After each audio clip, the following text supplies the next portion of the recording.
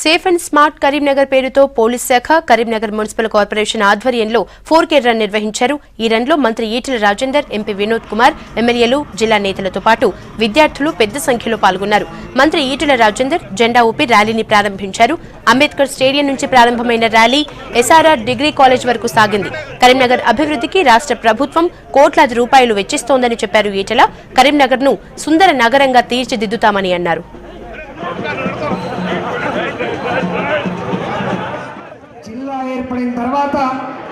జిల్లా ఏర్పడిన తర్వాత మా కలెక్టర్ గారు కానీ మా కమిషనర్ గారు కానీ కొత్త ఆలోచనలతో కొత్త పద్ధతులతో ఇవాళ జనాన్ని జాగృతం చేసే పనులు కూడా పడ్డారు. ఇవాళ రేపు మీకు ఒక హామీ ఇస్తున్నాం. గతంలో ఎవడైతే దాదాగిరి చేసేదో వాందే రాజ్యం ఉండే, ఎవడైతే క్రిమినల్గా ఉన్నాడో వాడే శాసించే పరిస్థితి ఉండే. కానీ ఇక్కడ ధర్మం శాసిస్తుంది. రేపటి నుంచి న్యాయం శాసిస్తుంది.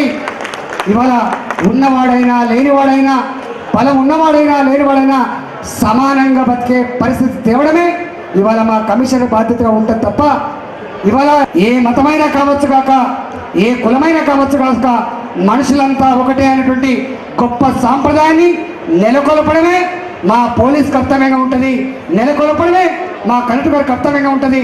దాన్ని ఆచరించడమే ప్రభుత్వ కర్తవ్యంగా ఉందని చెప్పి మీ అందరికీ వినవిస్తూ